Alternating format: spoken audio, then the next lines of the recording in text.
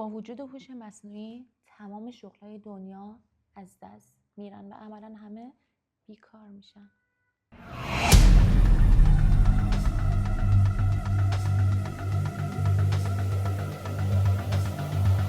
سلام، من کیمیام و اینجا چنل تاپ ورز هابیکسه. با یه ویدئوی دیگه همراه من باشید. توی این ویدیو قراره 10 تا از پردرآمدترین شغلای 2025 رو بررسی کنیم. خیلی ها میگن وقتی هوش مصنوعی اومد و هی گسترش پیدا کرد خیلی از شغلا دیگه به درد نمیخورن، ولی مگه میشه نسل بشر همیشه تلاش کرده چیزایی رو بیاره که راحت تر باشن، به سمت اطلاعات برن، به سمت پیشرفت برن، راحتی بیشتری داشته باشن. راحتی هم خب با پول میاد، پس میخوان ثروت بیشتری داشته باشن. پس اگه قرار همه بیکار بشن تکلیف آدما چی میشه؟ اینجا قراره بررسی کنیم امسال چه شغلایی پردرآمدترین ها بودن. رتبه 10 متخصصان امنیت سایبری.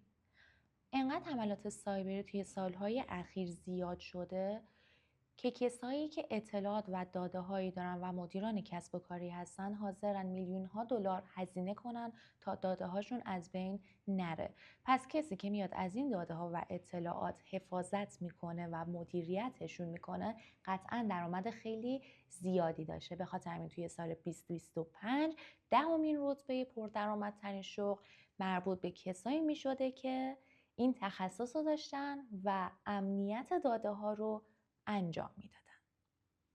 رتبه نهم تحلیلگرهای داده و هوش مصنوعی. طلای جدید ما داده ها هستن، چون همونطوری که میدونید هر کی میخواد فروش بیشتر داشته باشه، پیشرفت کاری داشته باشه، جا بیفته یا هر چیزی دنبال داده های معتبر میگرده. پس کسی که میتونه این داده ها رو تحلیل کنه و بهشون بینش بده قطعا میتونه درآمد خیلی خوبی داشته باشه و رتبه نهم پردرآمدترین شغل 2025 رو کسب کنه. رتبه 8 جراح رباتیک و پزشکی پیشرفته. همونطوری که میدونید آب جاری میگنده. اگه قرار باشه هر کسی توی کارش پیشرفت نکنه و به روز نباشه یه جایی از این دور خارج میشه و دیگه علمش به درد نمیخوره، حتی اگه پزشک باشه. پزشکی میتونه بیاد با رباتیک ها کار انجام بده، هم میتونه جون اون بیمار رو نجات بده، در واقع به نسل بشر کمک کنه، هم میتونه علم خودش رو به روز نگه داره، چون قطعا این ربات ها اومدن تا خیلی کار رو برای ما راحت تر کنن. یه علم خیلی پیشرفته است و پزشکی که این رو بلده درآمد فوق العاده بالایی داره. یعنی حتی از جراحای معمولی هم درآمدش ممکنه بیشتر بشه. اما خب تا جایی که من اطلاعات دارم هنوز انقدری پیشرفت نکرده که تمام جراحا بخوان با رباتیک عملهاشون رو انجام بدن و در حد چند تا تست تو دنیا انجام شده. رتبه 7 مدیر پروژه های بین المللی. کسایی که میان پروژه های بین المللی خیلی بزرگ رو میگیرن و اونا رو مدیریت میکنن و به این نتیجه میرسونن، میتونن درآمدهای چند صد هزار دلاری داشته باشن یا حتی میلیون دلاری، چون به هر حال یه پروژه بین المللی مربوط به یک شخص نمیشه، مربوط به یک جامعه میشه و میتونه درآمد خیلی خوبی رو داشته باشه. 6 شغل پردرآمد 2025 متخصصین بلاکچین و رمزارزها. همونطوری که میدونید رمزارزها فوق‌العاده پیشرفت کردن و کسایی که این تخصص رو دارن درآمد خیلی عالی رو تونستن کسب کنن. حتی یه سری ایده هستش که میگن آینده مالی جهان دست رمزارزهاست، ولی یه سری هنوز هستن که حتی نمیدونن این رمزارزها و بلاکچینا چی هستش. پس هنوز هم جای پیشرفت داره. اگه دنبال یه شغل پردرآمد هستی فکر میکنم بتونی آینده خیلی خوبی رو توی این راه کسب کنی، چون خیلی ها هنوز نمیدونن چیه و هنوز اشباع نشده، هنوز کلی جا برای پیشرفت داره. تکنولوژی همیشه برنده است. رتبه 5 پردرآمدترین شغل 2025 خالق این جهان هستی یک نفره. خالق بعد از اون برای پیشرفت علم، هوش مصنوعی و هر چیز دیگه برنامه نویسا و توسعه دهنده های اپلیکیشن. انقدر در اپلیکیشن زیاد شده که اگه کسی هنر اینو داشته باشه، تخصص اینو داشته باشه که بتونه اپلیکیشن ها رو گسترش بده، قطعا میتونه درآمد خیلی خوبی داشته باشه. همیشه از قدیم میگفتن یا بچه دکتر بشه یا برنامه نویس، همونطور کسایی که علمشو داشتن. ولی خب قطعاً جزو بهتریناست همیشه و در همه جای دنیا. رتبه 4 مشاورین مدیریت و استراتژی. خیلی ها هستن یه پولی سرمایه یا هر چیزی دارن میان یه کاری رو راه میندازن اما بعد اون توی کارشون میمونن و نمیتونن جلو برن.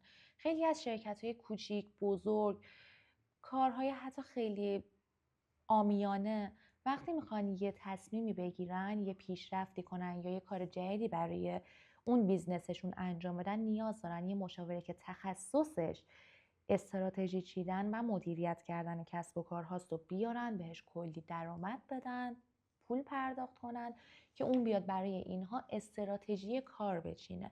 اکثر شرکت هایی که میبینیم در حال پیشرفتن همشون تیم مدیریتی و استراتژی دارن، یعنی دیگه حتی به یک مشاور هم قانع نیستن.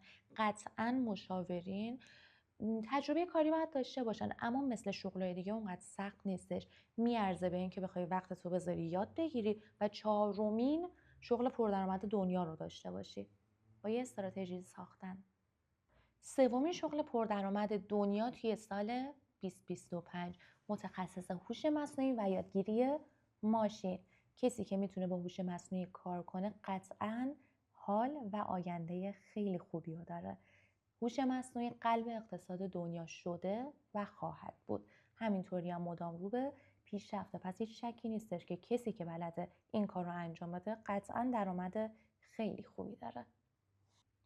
2مین شغل پردرآمد دنیا توی سال 2025 جراح قلب و مغز، چیزی که سالیان سال میدونیم. این شغل هنوزم جز پردرآمدترین شغلای دنیاست چون به آدمای نخبه نیاز داره و واقعا کار سختیه، هوش خیلی بالایی هم میخواد. رتبه اول پردرآمدترین شغل 2025 مدیران فناوری CTO و CIO، مدیران ارشدی که آینده دیجیتال یه شرکت رو هدایت میکنن. کار فوق تخصصی و فوق العاده پردرآمدیه که همینطوری که میدونید وصل به تکنولوژی. با تحقیقاتی که انجام دادن و نظریه خیلی این بوده که هوش مصنوعی باعث میشه که خیلی از شغلات دیگه از رده خارج بشن و هوش مصنوعی اونا رو کنترل کنه. برای خیلی سوال پیش اومده که خب ما بریم چی یاد بگیریم، با چی آینده‌مون رو بسازیم و به چی متکی باشیم. ما میخوایم راهمون رو انتخاب کنیم، نه این یه کاری رو انتخاب کنیم که چند سال بعد منسوخ بشه و بیکار بشیم، تمام عمرمون هم به هدر بره. هوش مصنوعی خیلی قراره پیشرفت کنه، خیلی زیاد، اما هوشیه که خلاقیت نداره و تا یه جایی میشه این خلاقیت رو براش برنامه نویسی کرد. اگه میخوای بری دنبال آینده‌ت اینو بدون که باید بری دنبال کاری که خلاقیت داشته باشه. حتی یه سری نظریه هستش که میگه هوش مصنوعی به جایی میرسه که حتی به برنامه نویس هم دیگه نیاز نداره. حتی ما به پزشک و جراح و اینا هم نیازی نداریم، ولی ما همیشه به آدمای خلاق نیاز داریم، به نویسنده ها، به کسایی که سناریو می نویسن، کتاب می نویسن، ایده نویسی می کنن، طراحی می کنن.